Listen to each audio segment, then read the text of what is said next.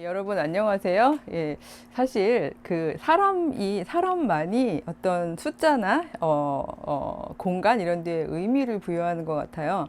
구독자 1000명 굉장히 감사하고 또 이렇게 그 재미도 없고 길고 지루한 어, 우리 편집자가 그러더라고요. 유튜브 시장에서 20분짜리는 사실 이제 그렇게 경쟁력이 없다 이런 이야기를 했었는데, 그래도 성경을 사랑하는 마음에서, 그리고 성경 묵상을 사모하는 마음에서 이렇게 하나씩 하나씩 따라와 주신다고 생각하니까 너무 감사를 드리고요.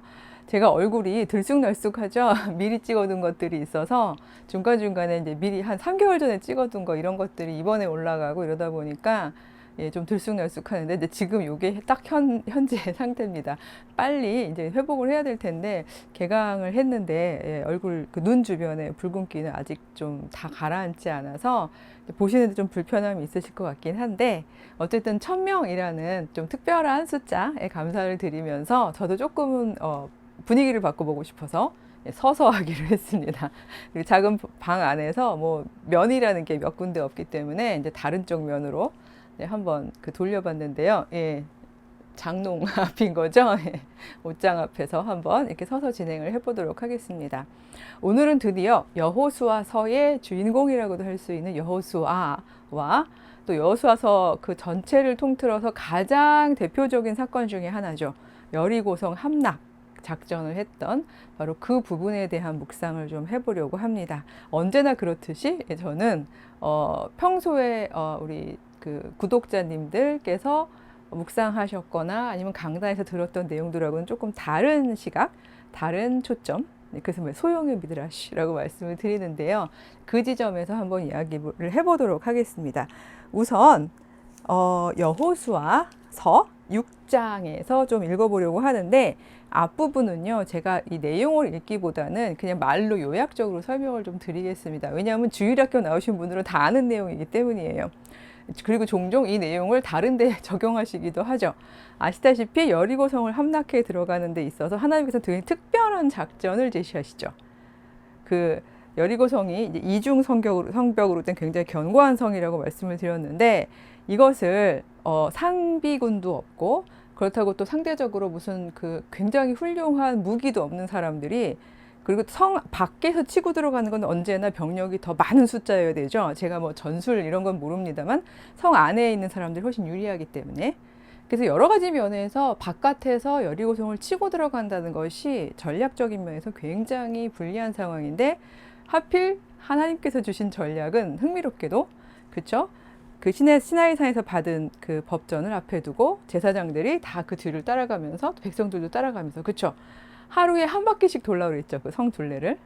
그렇죠. 그리고 6번을 그렇게 하고, 그다음에 7째 날에는 7번을 불고 제사장이 뿔나파를 불 때 모두 와 하고 소리를 지르면 여리고성이 무너질 거다. 이게 전략인 거잖아요.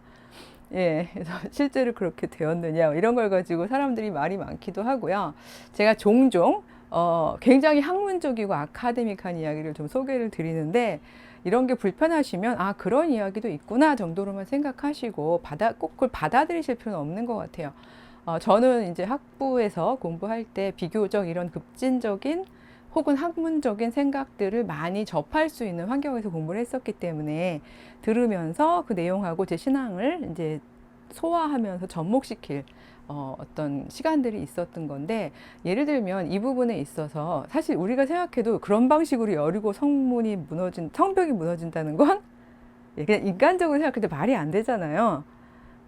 그래서 많은 학자들이 이제 좀 사실적으로 접근해 보고 싶은 학자들이 여러 가지를 생각해 봤었는데, 특히 이제 고대의 그 근동학, 그러니까 고대 근동의 문물들을 이제 고고학하고 고대 근동학이 발달을 했던 게 19세기였는데, 그때 뭐든지 역사, 실증주의 그래가지고 역사적으로 실증적으로 입증된 것을 가지고 그 기초로 성경의 이야기들을 해석하는 게 일종의 학문적 유행이었어요. 그분들에 따르면, 우리가 꼭 받아들일 필요는 없습니다. 그분들에 따르면 이스라엘 사람들은 이미 무너진 여리고 성으로 들어갔다 라는 결론을 내립니다. 거의 막 다들 말도 안 돼. 그게 하나님의 그 놀라운 작전으로 무너진 게 아니라고? 이렇게 걱정을 하실 수도 있겠습니다만 그들의 말에 따르면 이 그 왜 지층이란 거 있죠. 이렇게 파보면 여러분 그 지층을 쭉쭉 파다 보면 몇 세기에 사람들이 여기 살았겠구나 안 살았겠구나 하는 걸 알 수가 있잖아요. 뭐 밥 해먹은 흔적, 그다음에 막 토기도 나오고 이런 것처럼. 근데 그 층을 딱 봤더니요. 그 기원전 13세기. 그러니까 여호수아가 이스라엘 백성들을 이끌고 여리고성으로 들어가던 그 시기에 이전에 이유가 뭔지는 모르겠지만 일정 기간 동안 사람들이 살지 않았던 지층이 나온 거죠. 그리고 여호수아가 들어가고 난 뒤에서야 비로소 사람들이 살았던 흔적이 있다는 걸 이제 발견을 하고는 이걸 가지고 얘기를 하기를 그럼 그렇지. 소위 이렇게 오합지졸인 사람들이 어떻게 다 그 성벽을 무너뜨리면서 들어갔겠어. 빈터, 이미 성벽이 무너진 곳, 무슨 이유인지는 모르겠지만 emptiness, 그냥 빈 공간인데 그래도 감사할 수 있다는 거죠. 하나님께서 우리를 위해서 준비하셨구나. 그럼 또 거기에 들어가서 이제 새로운 그냥 그야말로 거저받은 땅에서의 터전을 이어갔고, 제가 늘 말씀드리죠. 살아낸 사람들이 있고 그걸 기록한 사람들이 있다고. 살아낸 사람들은 그렇게 살아냈지만 기록한 사람들이 본인들이 새 땅을 얻었던 그 귀한 경험을 드라마틱하게 표현하기 위해서 뭐 이렇게 6바퀴 돌고 7번 마지막에 돌고 막 뿌앙, 이거는 소위 말해서 기록한 사람들의 문학적 장치다. 이렇게 해석하는 분들도 있어요. 이걸 받아들이라는 말씀은 정말 결코 아닙니다. 왜냐하면 그럼에도 불구하고 혹시 이런 일이 실제로 그렇게 있었더라도 이 여호수아서 6장이 귀중한 이유를 제가 말씀을 드릴 거기 때문에 그 부분은 너무 신앙적으로 걱정하시고 흔들릴 필요는 없을 것 같습니다. 더군다나 우리가 주의해야 하는 것은 이걸 너무 개인적으로 적용해서요. 뭔가를 내가 쟁취하고 싶고 획득하고 싶을 때 이 여리고성 함락 작전을 사용하시는 분들이 있어요. 예를 들어서 저 회사를 꼭 들어가고 싶어요. 그러면 제일 먼저 해야 되는 건 열심히 그 회사에 적합한 사람이 되도록 해야 되는 거죠. 근데 가끔 보면요, 매일마다 그 회사를 한 바퀴씩 돈다거나, 그래도 7번째 플러팔은 안 불겠죠. 이제 회사 무너지면 안 되니까. 또 제가 실제로 경험했던 건데, 저 마음에 드는 여학생, 내 집을 매일 한 바퀴씩 도는 그런 남자분들도 봤어요. 그걸 마치 함락한다는 의미에서. 그리고 때로는 우리가 선교적 마인드를 가지고 이렇게 불교 사찰을 도는 분들도 있고, 여러 가지 면에서 이런 식으로 이렇게 무너뜨려야 된다고 생각하는 공간을 이 여리고성 함락작전처럼 이렇게 도시는 분들이 있죠. 근데 저는 사실 그거는 이 성경 본문을 너무 좁게 편협하게 해석하는 거라는 생각이 좀 들고요. 오히려 이 6장은 설교에서는 계속 이 함락작전 이야기만 계속 강조되어 왔잖아요. 그래서 6장의 가장 백미는, 가장 중요한 부분은 끝부분에 있다라고 생각해요. 사실은 수사학적으로도요. 보통 뭐 유대교 텍스트만 그런 게 아니라 대부분의 텍스트들은 뭐 두갈식, 미갈식 이런 말이 있습니다만 아주 중요한 부분들을 처음이나 아니면 끝부분에 그 강조를 하죠. 근데 이 6장 서사는요. 보면 점점 그 점강법이라고 해야 될지 뭐 제가 지금 국어 시간은 아닙니다만 마지막 주제어를 향하여 막 이렇게 드라마틱하게 가고 있는 모습들을 발견하게 되거든요. 그래서 제가 이 마지막 그 성벽이 다 무너지고 난 다음에 이 사람들이 들어가고 난 다음에 사람들을 다 모아놓고서 여호수아가 했던 말, 그 말에 제가 초점을 맞추어서 묵상을 해보려고 합니다. 여호수아서 6장 6절에 보면요, 이렇게 되어 있습니다. 여호수아가 그때라는 것은요, 이제 다 무너뜨리고 모든 걸 다 이제 함락하고 난 다음에 이스라엘 백성들이 다 모여 있는 때를 의미합니다. 맹세하게 하여 이르되 누구든지 일어나서 이 여리고 성을 건축하는 자는 여호와 앞에 저주를 받을 것이라. 그 기초를 쌓을 때 그의 맏아들을 잃을 것이요 그 문을 세울 때에 그의 막내 아들을 잃으리라 하였더라. 그 놀라운 승전의 사건의 엔딩으로는 좀 그쵸, 여러분들 생각하실 때 이거 뭐지? 저주도 아니고 내 맏아들을 잃고 막내 아들을 잃는다고? 이렇게 생각하실 수가 있을 것 같습니다. 근데 사실 문맥을 살필 때요, 뭐가 주제어인가를 살피는 게 되게 중요한 것 같습니다. 맏아들을 잃고 막내 아들을 잃는 게 주제어일까요? 아니면 결코 너희는 이 무너진 성벽을 다시 쌓지 말고 무너진 성문을 다시 건축하지 말라. 이게 포커스일까요? 예, 뭐 인문학 선생으로서 말하자면 포커스는 뒤에 있는 거죠. 맏아들을 잃고 막내 아들을 잃는 건 여기서는 그게 강조점이 아닌 거예요. 이 무너진 성벽을 다시는 일으키지 말아라. 왜요? 이 고대 이스라엘의 초기 역사에서 성벽은요, 굉장한 상징성을 갖는 겁니다. 이 성벽이라는 것은요, 그야말로 우리 그룹, 우리 울타리, 안전한 그룹. 이 안에서는 많이 쌓아서요, 우리끼리는 안전해라는 걸 만드는 그 굉장히 구체적이고 실제적인 장치거든요. 그래서 바벨론에서도 그랬고 이집트에서도 그렇고 많은 도시국가들은요, 자기들을 견고하게 하기 위한 보호장치로서의 성벽을 굉장히 견고하게 쌓았어요. 여리고 성도 무너지기 전에는 이중벽으로 쌓았다는 말씀을 드렸잖아요. 그렇게 이중, 삼중으로 될 수 있는 대로 기왕이면 더 높게 그렇게 쌓아갔던 것이 성벽인데, 성벽은 뭐의 상징인가 하면요, 이스라엘 사람들한테는 이것은 바로 인간의 그 왕의 권력, 인간이 인간의 힘으로 할 수 있는 어떤 보호나 내 세력에 대한 굉장히 구체적인 상징으로 등장을 합니다. 그래서 왜 바벨탑 이야기에도 보면은 우리를 위해서 탑을 높이 쌓자 이런 이야기가 있잖아요. 그게 탑이든 성벽이든 성문이든 건축물들을 높이 쌓아서 내 이름을 높이고 그다음에 어떤 나의 세력을 견고하게 하는 것, 이거에 대한 아주 철저한 저항 정신 내지는 거부 정신이 이 여호수아서 6장에는 담겨 있습니다. 즉 여리고 성벽이 언제 무너졌느냐, 이거는 사실 그렇게 전 큰 문제가 아니라고 생각합니다. 되게 조심해서 제가 사실은 얘기를 하고 있습니다. 왜냐하면 저는 이게 대학교 때 3학년 때 아마 배웠던 것 같아요. 그때는 이제 굉장히 이제 그 최신 이야기들 이런 거 혹은 이제 그 학문적인 것들을 쫙 노출을 해서 공부할 때였기 때문에 제가 여리고 성벽이 이미 무너졌다는 이야기를 듣고 제 마음이 무너지더라고요.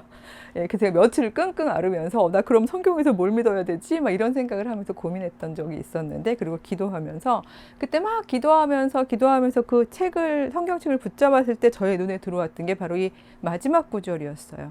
그래서 성벽이 실제로 진짜로 여기, 왜냐하면 우리는 이 역사 속으로 가본 것이 아니기 때문에 그건 그냥 고고학자들의 추측일 따름이지, 그랬을 수도 있지만 우리 하나님께서 못하시는 바가 없으신데, 그렇죠? 어떤 기적적인 방법으로 당연히 그 성을 주셨을 수도 있는 거예요. 그러니까 그 사실 관계라고 해야 할까요? 그 부분에 대해서 우리가 입증할 수 있는 부분은 없어요. 하지만 그 어떤 일이 발생했든지 간에 사실 더 중요한 것은 이미 무너진 성벽을 너희들을 위하여 쌓지 말아라 라는 바로 그 부분이거든요. 오히려 그걸 쌓다 보면 막내 아들, 맏아들 다 잃어버릴 것이다. 이 얘기는요, 번역기를 돌리면요, 내가 화가 나서 너의 맏아들과 막내 아들을 죽일 것이다가 아닙니다. 성벽을 쌓으려는 시도는 결국 소수 특권 계층의 권력화를 의미하거든요. 그런 식으로 되다 보면 너희들의 권력 다툼 속에서 아들들을 잃게 될 것이다 라는 뜻이에요. 실제로 이 이야기는 언제 실제로 벌어졌죠? 예, 이스라엘이 왕국을 건설하게 되고 군주제로 들어가게 되면서 서로 아들들끼리 정말 쳐 죽이고 이런 일들이 생겼잖아요. 그러니까 여호와의 핵심은 이거예요. 너희들은 성벽을 의지하지 말고 나를 의지해라. 내가 너희들의 성벽이다. 이 말씀이거든요. 우리 복음성가에서 왜 많이 부르잖아요. 주님은 나의 산성, 주님의 나의 성벽, 강한 그 성곽, 이런 그 표현들이 사실은 신앙 고백 안에 있는 거죠. 따라서 이런 성벽들이 여호와 신앙을 위배하게 될 때, 저는 이 성벽만이 아니라 교회의 건물, 건축물도 마찬가지라고 생각합니다. 요즘에 왜 코로나 때문에 대면 예배, 비대면 예배 이야기를 이제 우리가 서로 하면서 예배의 거룩성, 우리가 목숨의 위험에도 불구하고 드려야 하는 이유, 이런 거 가지고 첨예하게 의견들이 다른데요. 저는 제 유튜브에서 막 너무 이렇게 의견이 갈라지는 것들을 이야기하고 싶지는 않아요.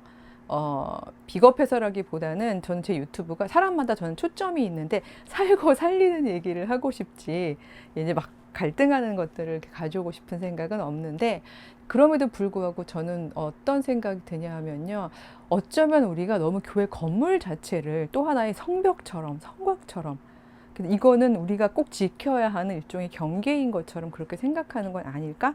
이런 것도 한번 차제에 우리가 좀 고민을 해봤으면 좋겠습니다. 제가 굉장히 인상적으로 본 영화 중에요, Kingdom of Heaven 이라고 해서 그럼 어떻게 한국말로 번역해야 할까요? 하늘의 왕국? 뭐 천국의 그렇다고 하늘나라는 아닌데 중세 유럽을 다룬 영화였어요. 그 영화가 이제 기독교인의 시각에서는 좀 불편한 것들이 많기 때문에 한국의 목사님들 중에 보지 마라 이렇게 얘기하기도 하고 했었는데 그 중에 이제 그 소위 문제가 될 만한 장면이 뭔가 하면요. 거기 주인공이 예루살렘 그 안에 있는 기사인데 예루살렘을 이슬람의 공격으로부터 지켜야 하는 상황이에요.